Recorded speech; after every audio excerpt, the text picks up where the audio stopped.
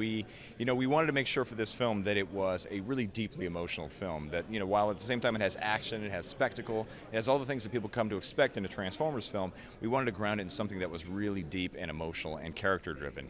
And so, because of that, it meant that our actors had to be extraordinary, that they could really bring that kind of emotion to the set, when oftentimes they're acting against something that isn't there.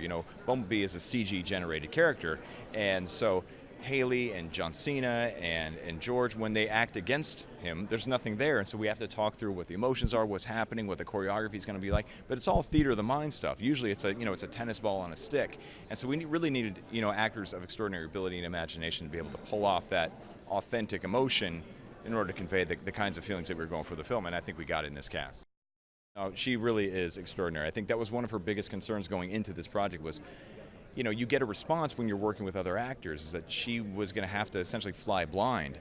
So it was a pretty tricky challenge, but she is so exceptionally talented and a great artist in her own right. We're able to talk through these scenes, and she does an amazing job. I think people will really be moved by her performance. There are analogs. There's a lot of it that's the same, and then there are a whole host of things that are different. I mean, my animation background, going back 20 years, really did help me in the sense of, one of the main characters in the film is an animated character, and so that same kind of disciplined perspective that I bring to animation, I was able to bring to that side of the performance. But working, with actors, on locations, there's all sorts of challenges in a live-action film that you never experience when you're in a controlled, contained environment when you're working in animation.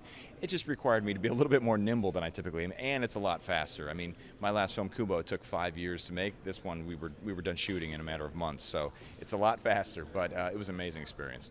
As when I was a kid, I grew up loving these characters. They meant a lot to me. I had these toys, I watched the cartoons, I read the comic books.